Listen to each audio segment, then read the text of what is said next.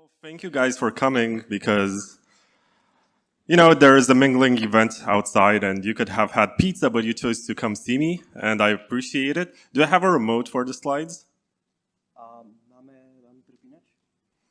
Anyway, I had this controversy while I was on the hallway because people saw Bitcoin Magazine and they were like, wait, are you working for Bitcoin Magazine? And the answer is no, I haven't written for them since 2020. But I hope they're not going to sue an open source project for trademark infringement. So David Bailey, if you're watching this, sorry, but it's harder to say magazine about Bitcoin or magazine on the topic about Bitcoin. And you can say Cars Magazine or you can say Horse Magazine, but you should not, own Bitcoin Magazine as an expression. But what I'm going to talk about today is a project which I started a year ago. I started working on this on January 2019.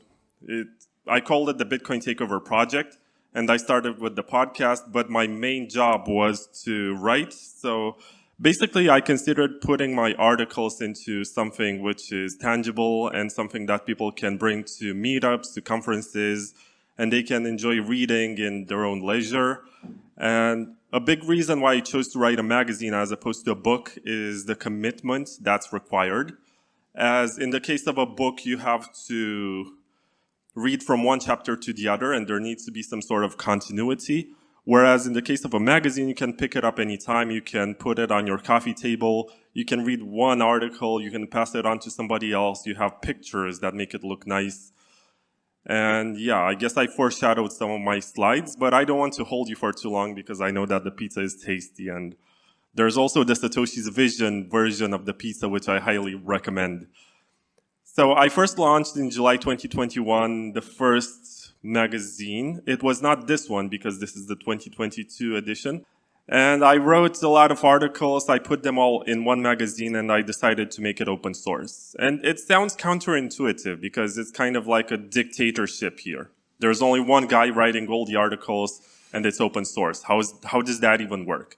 But I wanted my work to be able to get published and get edited, and anyone who organizes a meetup or a conference can take an educational material, which is free and has no trademark, as there are lots of magazines about Bitcoin out there, but they have all of these copyrights and all of these legal issues that need to be sorted out before someone prints them or gets them for an event.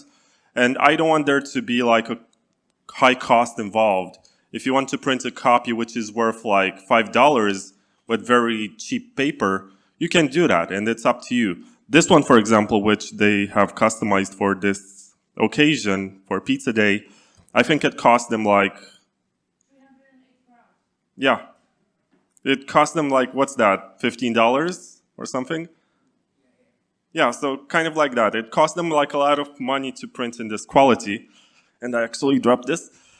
So they were able to produce something of higher quality because they wanted. But if somebody from Africa or from South America wants to produce a copy to educate someone at a meetup, they can do it for a lot cheaper. And also you can find the free PDF on the website. It's bitcointakeover.com or BTCTKVR, as you can see on my t-shirt. There's a magazine section and you can download it for free. There's a GitHub repository where you can find all the files. And you can pick whatever you like and build your own copy. You can even sell it and make money off of it. I don't care. I don't mind.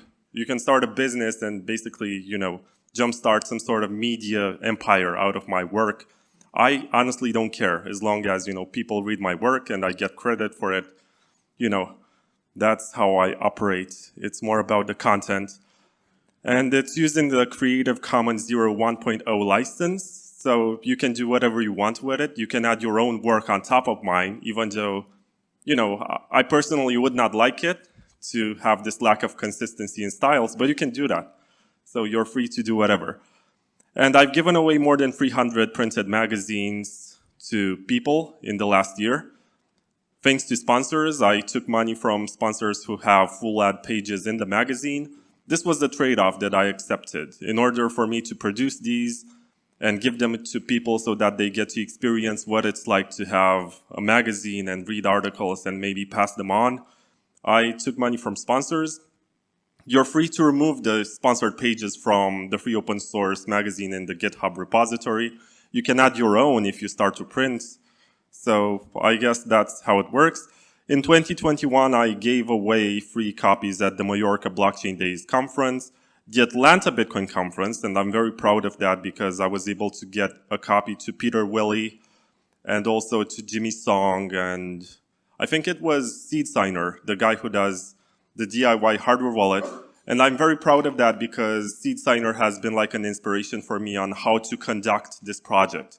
Because also Seed Signer, although they have this DIY hardware wallet, not too many people actually build it. So you have the specifications, you have the documentation, but not too many people actually get a Raspberry Pi, 3D print their own case, their own buttons, and then they build a hardware wallet. And they prefer to buy it directly from the person who created the project. And I kind of had the same experience with the magazine, but I've learned that it's useful to collaborate, and it's a lot easier with magazines to print them. It's easier to collaborate, for example, with Pizza Day, with Paralelní Polis, to create their own version. I think it's being sold at the merchandise store for like 600 crowns, and all the proceedings go to their own project and to be able to finance more of these awesome conferences. So really, thank you, Katka. And also Katka, she's looking for the copy number 29 because it's her lucky number. So if you happen to have it, she wants to exchange you something like another copy, which is a different number, and I don't know. And this is something else about the project, because the ones that I touched, I signed them and I numbered them, because I want every copy that was printed to be unique in its own way, and maybe it can gain value on collectors' markets. Obviously, the open source version that anyone can print is not going to have any collector's value. But if I numbered it, I guess people are going to remember it more fondly and possibly develop a market, which then again is beyond my control. I've seen the madness that happened with NFTs in the last couple of years, so I would not be surprised.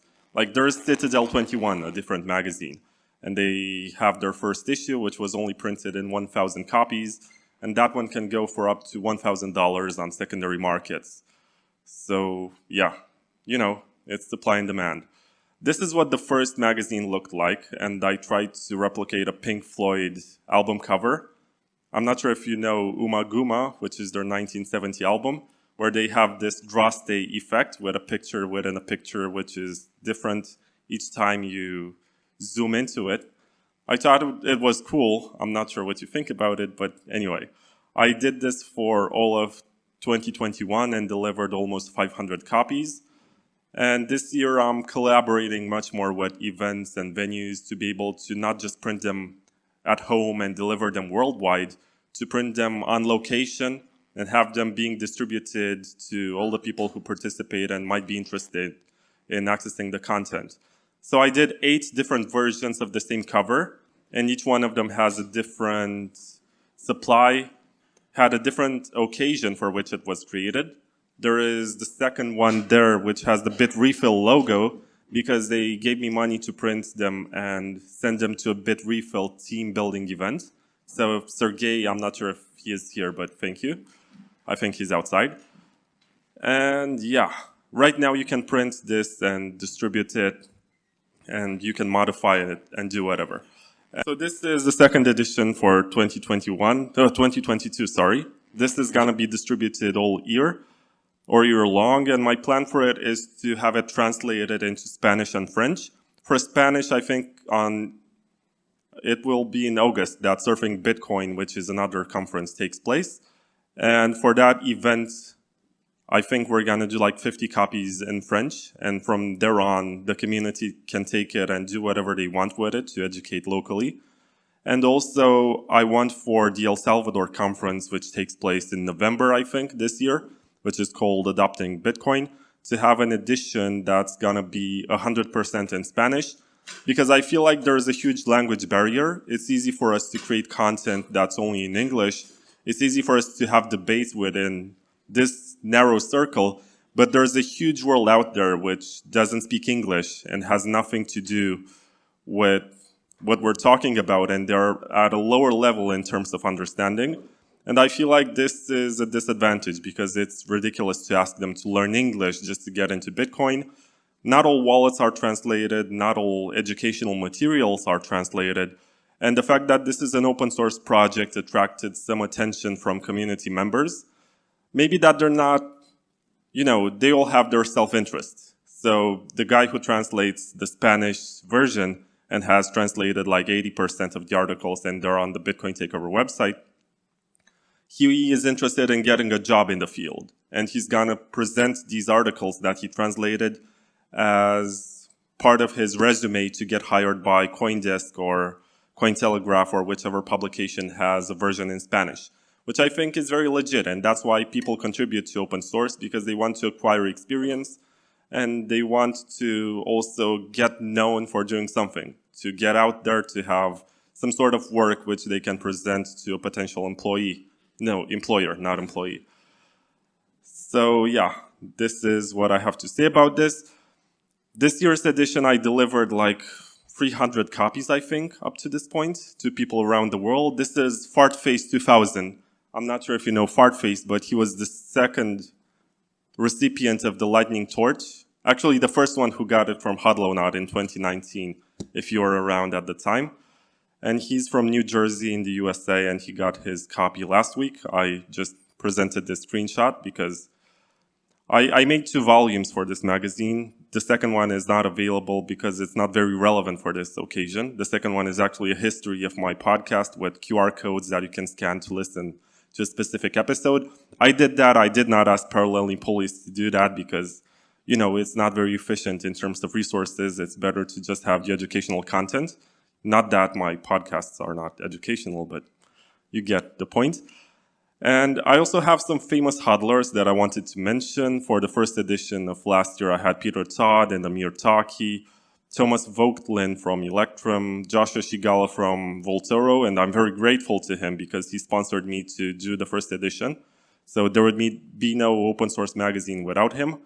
John Carvalho, who right now is the CEO of Synonym. There's Keto Miner. I'm not sure if he is here, but he was outside. And also Slush. We don't have Slush, but we have Stick, and he's also outside. The second edition had Giacomo Zucco, the entire Bit Refill stuff. The third edition had Hodlonaut, Vizik, and Tripsy, and they are artists who do a lot of graphical work. And you get the point. I'm very proud about the fifth edition, which had Peter Willie, Jimmy Song, Seed Signer, and Justin Wales. Justin Wales is a First Amendment lawyer from the United States who wrote a very interesting academic paper about Bitcoin being free speech that should be protected by the US Constitution, because Bitcoin is code and code is free speech, and he presents interesting arguments that are very compelling about why the US should never ban Bitcoin and protect it instead. So why did I work on a magazine? Because I was not happy with the quality of other magazines that I saw. At the time when I started working on the first one in June of 2021, Bitcoin Magazine was not publishing yet. They had their last issue in 2019, and they had announced their next one with the El Salvador cover, I think, a couple of months later. And I liked Citadel 21, but I was not content with the quality of the print because they put a lot of effort into the graphics, but they never really, deliver it on high quality paper because they want to keep the production cost very low. So I wanted to do something which was uncompromising according to my own understanding of what a magazine should be like. When you hold a magazine in your hands, it should be something that you feel is precious and which demands attention, that you want to keep in your collection. Even if you don't like the content, you want to either keep it in your bookshelf or on your coffee table or give it to someone else, not something which feels like a leaflet that you can just throw away because it's so low quality. And I think that magazines are friendlier than books as a medium to educate. They require less commitment, and I already mentioned this in the introduction. And I also think that pictures can help people learn something new in a visual way, as opposed to simple explanations that are merely theoretical as opposed to practical. And actually, this issue has an article about my experience with mining, about running a node, about lots of stuff, and I'll stop shilling it. I have showed it. So can you hold this? I have shilled it enough times. You can buy it for 600 crowns, and this is Katka holding it. And in the end, this wasn't very long. in the end, I took this speech from a movie which is called Wall Street. It's from the 1980s. And there's this Michael Douglas quote about greed. But I took it and I replaced greed with open source. And just so you know, I tried to have this memorized, but I slept like 3 hours last night. So I'll have to read it. So sorry for not being able to memorize. But the point is, ladies and gentlemen, that open source, for lack of a better word, is good. Open source is right. Open source works. Open source clarifies, cuts through, and captures the essence of evolutionary spirit. Open source, in all of its forms, open source software, open source hardware, open source magazines, open source knowledge has marked the upward surge of mankind. Thank you.